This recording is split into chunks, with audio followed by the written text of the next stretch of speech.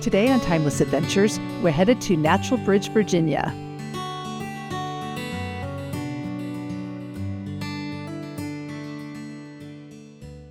Every time we head north on Interstate 81 through Virginia, we pass by the sign for Natural Bridges State Park.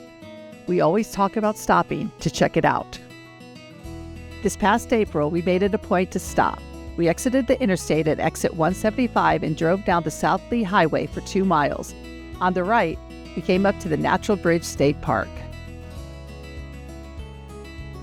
We turned right onto Highway 130 and then made another right into the large parking lot. We parked the car and walked to the Visitor Center. The Visitor Center has educational exhibits on the park's natural geology and highlights the local history.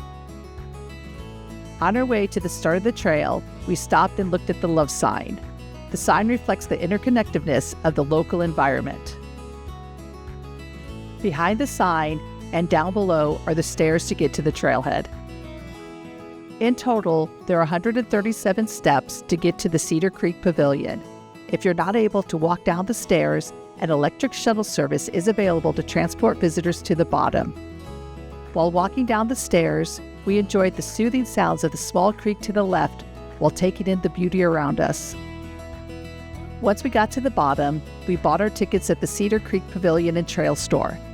It's $9 for ages 13 and older and $6 for children 6 to 12. The Trail Store has grab-and-go snacks and drinks. The pavilion is a great place to sit, eat a snack, and enjoy the beauty of Cedar Creek. Just past the store, the trail begins. Within a few steps, the 215-foot natural bridge will appear. This 215-foot limestone bridge is the tallest natural bridge in the southeastern part of the United States.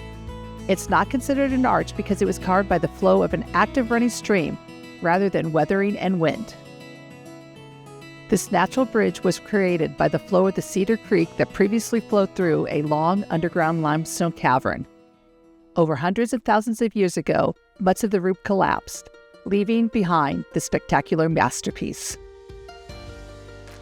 Thomas Jefferson was in awe of this place. He purchased 157 acres, including the bridge, from King George III in 1774. As we continued down the trail, we saw an area of blooming azaleas. They start blooming the end of March. We were there in mid-April. This trail follows the Cedar Creek, which is a tributary to the James River. As we crossed the Cedar Creek, we enjoyed looking for fish on the way to the Saltpeter Cave. Up ahead and on the left is a wooden bridge that leads to the Saltpeter Cave. The Saltpeter Cave was carved by thousands of years of stream erosion. The discovery of nitrates in the cave led to the production of saltpeter.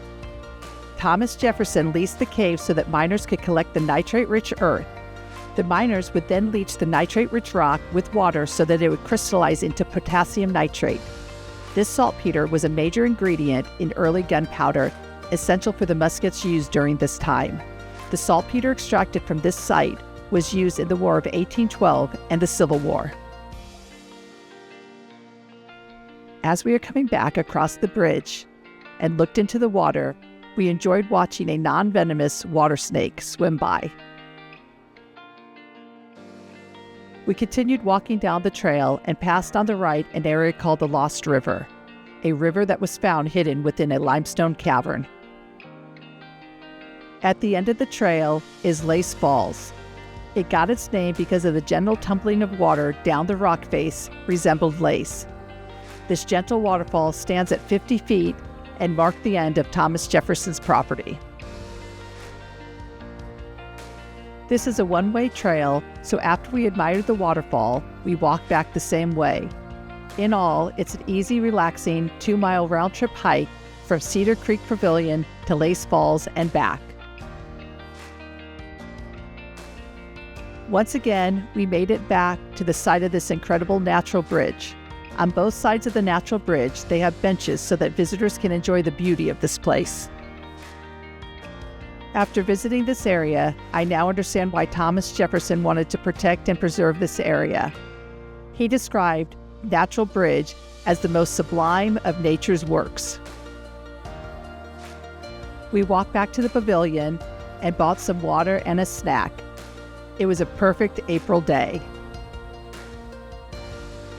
This was a fantastic break from our driving, giving us a chance to stretch our legs and enjoy this hidden gem. We got back in the car and continued north, but before we got back onto Interstate 81, we made one more stop. We stopped at the Virginia Safari Park. This is something Angelina has always wanted to do. This 180-acre drive-through safari gives visitors the opportunity to feed animals right from their car. Admission was $28.95 for adults and $21.95 for children 2 through 12. To enhance our experience, we bought 4 buckets of safari feed for $20. Because we still had a long ways to go, we only enjoyed the drive-through safari. The first area has lots of llamas, deers, and emus to feed. Okay, you're gonna eat all the food. I have a lot more. He's so close to me. If we had more time, we would have visited the village walkthrough. In this section of the safari, there is a tiger territory, a cheetah area, a petting zoo, an aviary, a giraffe feeding platform, a penguin pool, and a kangaroo walkabout. Even though we didn't visit this area, the animals in the drive-thru were very friendly, giving us a very up-close experience. There's not much left.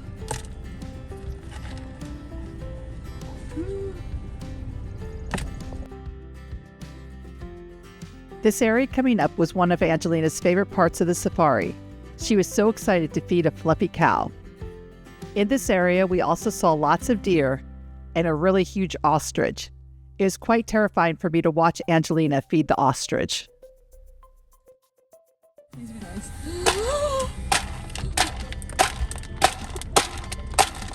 You're making a mess!